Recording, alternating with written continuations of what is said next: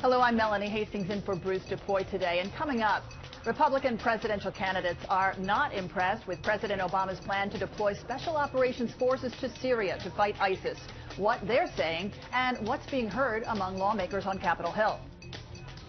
Plus the challenges new House Speaker Paul Ryan is facing. We'll discuss all of this and more with Virginia Congressman Jerry Connolly. And then Virginia's legislative elections are tomorrow, and the stakes couldn't be higher. Who will keep control of the Senate? We'll talk with State Senator Barbara Favola and Delegate Tim Hugo. From News Channel 8, this is News Talk with Bruce DuPoy. Hi, everybody, and welcome to News Talk on this Monday, November the 2nd. Republican White House candidates on Sunday criticized President Obama's plan to deploy 50 special operations troops to Syria to fight the Islamic State terror group. Now, some are saying it shows that Obama is not all in, and others are saying it's a sign of weakness to ISIL. Well, I think we have a president that just doesn't know what he's doing. You either do it or you don't do it. 50 people. He puts 50 people. I don't think it makes sense to send a handful of ground troops into harm's way when there's no plan for them to win. There's no air support when their rules of engagement are so constrained that they're unable to be effective. And here to discuss this and some other goings-on on Capitol Hill, we have Representative Jerry Connolly, a Democrat from Virginia. Welcome back to News Talk. Great Good to be with you, Congressman. So this, it sounds like an about-face for the president. I mean, for 2 years now, he's been saying no to troops into Syria, and now he apparently has changed his mind. Any insight into that? Well, I think the situation on the ground has changed. Obviously, the Russians have really upped their presence in the air and on the ground, and I think the president has felt the need to respond to that. I will point out that some of the Republican critics that piece just quoted were the biggest critics that President Obama wasn't in Syria in a much bigger way long ago.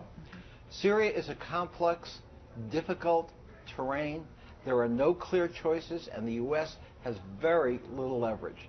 I know that's a hard thing for us to accept, but in that particular country, we don't have a lot of good options. Now, from what we're hearing, these 50 troops are not ground troops. These are troops that will be used in advisory capacities, right? That's and right. Do we know anything more about the timing about this deployment? I don't. I haven't yet been briefed by the White House, but I would assume they're going to be carefully deployed as trainers and advisors to those coalition forces that are willing to fight ISIL and share the goal of a new, hopefully democratic government ultimately in Syria. We heard there from Donald Trump. Ben Carson also made a comment, and he was a little bit more supportive. He said this is a move in the right direction, but only a small part of what we need for a much bigger plan here, and that the U.S. should establish a no-fly zone in the region. It would be good if we could establish a no-fly zone, but Syria is not Iraq.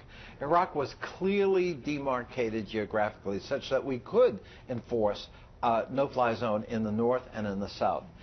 Where do you have a no-fly zone in Syria?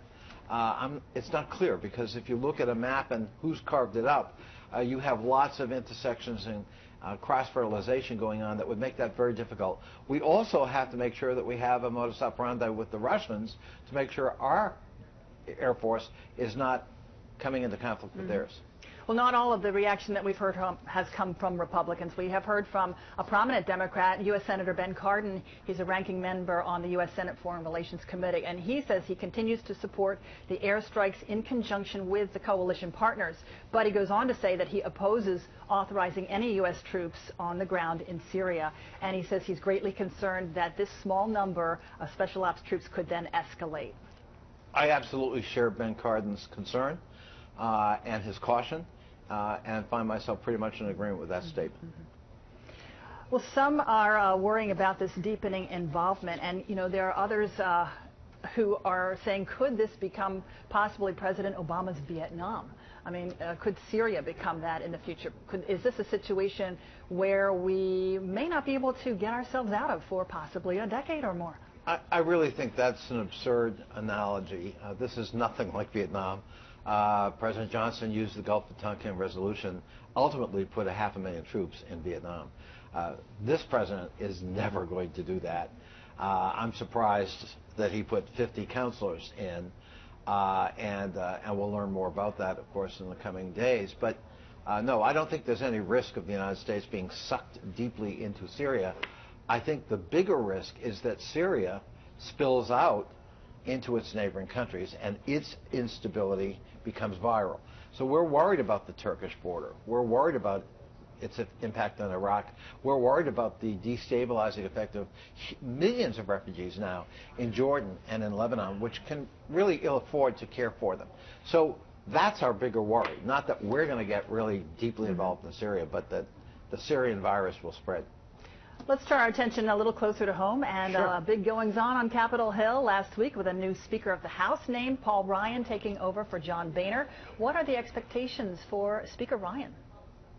You know, as a Democrat, it was on the sidelines really something remarkable to watch that Republicans were not satisfied with John Boehner, who gave them the biggest majority since Herbert Hoover.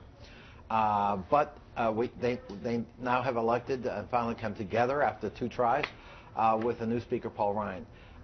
I like Paul personally, but I will remind viewers that he is the author of one of the most radical budgets in the history of the country, which would have radically altered the way of life for tens of millions of Americans had it become law.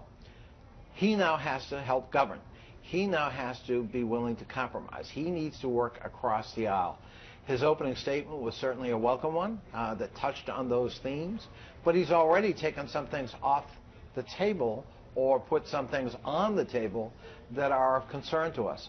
The so-called Hastert rule, named after now disgraced former Republican Speaker Dennis Hastert, that says you can't bring a bill to the floor without at least half of your caucus. Well, the only way we got budget and fiscal legislation done in the last 3 years is with an overwhelming majority of Democrats and a minority of Republicans. That's an alarming statement. The fact that he's taken immigration off the table, also very alarming. This country can't wait forever to deal with immigration. He actually said that President Obama couldn't be trusted on that issue. What do you make of that? I think that's throwing red meat to his base, but I think it's really an irresponsible thing to say for the new Speaker of the House, and I think it's very unwelcome. I don't think it's true, and I think President Obama's held out the olive branch to try to come to some kind of compromise on immigration. We came very close. The Senate passed a good bill. It was unfortunately blocked in the Republican House. Do you think those comments have to do with the executive orders that President Obama put in place last November, where he sort of went around Congress to get the deal done? He used his constitutional authority. Remember, these are people who like to hold up the Constitution saying, I'm a constitutionalist. Well, he used his constitutional authority. If you don't like that, then pass a bill. But what alternative have you given the president? He's not going to sit still like Herbert Hoover or Calvin Coolidge. He's an activist president who wants to use the authority of his office to do good. Let's go back to the budget that you talked about just a minute ago. And Speaker Boehner actually hammered out this new budget deal with the White House just before he left office. Paul Ryan initially wasn't for it, and then he came around and said he could support it. He's a numbers guy, right? So is he really behind this budget or not? I think he understood that the responsible thing to do was to pass this 2-year deal. So for almost 2 years, we're taking the debt ceiling off the agenda. We're taking the budget numbers off the agenda. We've improved sequestration levels both on the domestic and on the defense side. And we reauthorized Ex-Im Bank, all within 48 hours. It was a parting gift from John Boehner to Paul Ryan, for which he should be very grateful. Do you think that things are going to be different under Paul Ryan? I think they could be. Paul Ryan's going to have to mature in the job. He's going to have to understand that it's one thing to be a Republican chairman and a candidate as vice president running mate. It's quite another to be the Speaker of the House. You're everybody's speaker, and you have to protect the institution. Off to another topic here, the Republican debates. Last week they got very contentious. Many on the stage felt that they were being set up with these gotcha kind of questions. They all got together yesterday. There was a powwow in Northern Virginia, and they all kind of came up with this consensus agreement that, yes, we're going to make some changes here. No more gotcha questions. They're going to insist on an opening and closing statement in these debates in the future, and also they're going to be talking directly with the sponsors about the format. So do you feel that in some ways those questions were out of line? I think some of them were. The opening salvo characterizing one candidate's policy paper as a comic book approach to that issue, I think that's irresponsible journalism. You don't get to do that. Let the viewers can decide that's what it is, or you could quote a critic as saying that. But for that to come out of your mouth as a question, I think is reckless, and I think is gotcha journalism, and I think rightfully so, Republicans as well as Democrats have criticized it. Having said that, in many ways, the overreaction to that is a smokescreen to avoid really being held accountable for your policy positions. What are they? We still don't know from Donald Trump and Ben Carson and many of the other candidates, some of whom are serious policy people, most of whom are not. Much of what we saw in all three debates so far, Republican debates, I think has been theater but not serious policy debate that helps us determine, are you qualified to run the country? We've got a big election coming up in Virginia tomorrow. You're a Virginia Democrat, and every House and Senate seat at the state legislature is up for grabs. The big issues appear to be guns, and also I-66 came up as a big topic, especially in the last week, with the possibility of higher tolls there. Talk a little bit about that. What do you know about that? Well, let me take I-66 first. You know, I had an old friend, Jim Bourne, who had a wonderful expression: if you're going to be a phony, at least be sincere about it. The ads my Republican friends are running against some of our Democratic candidates on I-66 are fundamentally disingenuous, because the very candidates they're going after have in fact broken with the governor and his Secretary of Transportation on I-66. They've condemned the tolls, they've pushed back on changing the HOV requirements, and they've actually fundamentally questioned some of the improvements or lack thereof in the 36-mile corridor in 66, as have I. I was the first elected official last spring, early spring, to come out and raise public questions about this project. Many of my fellow Democrats have joined with me. Now the Republicans are running, I think, a disingenuous media campaign against those very candidates. I think that's unfortunate. If we have a legitimate disagreement, let's highlight it. But where, in fact, we don't, and where you know somebody, in fact, has taken a different position, you know, I just think that's bad politics. I guess most people who sit in gridlock on 66 know the pain of it every day, and probably would be willing to pay their way out of it, especially after having hour or 2 or 3 hour delays on their way in every day. It may be an option, but the fact that it may be the only option is troubling to me. You know, when we put hot lanes in the Beltway, the beauty of it was it added capacity, but it was a choice and only a choice. You never need to use the hot lanes to pay a toll if you don't want to. We don't really have that option in 66, and that's why I think we need to tread very carefully. The tolerance for tolling in this region, I think, is being reached. And I think we have to fundamentally reassess the policy value, frankly, of tolling every facility in sight. And the other issue in Virginia is this whole balance of power within the state Senate.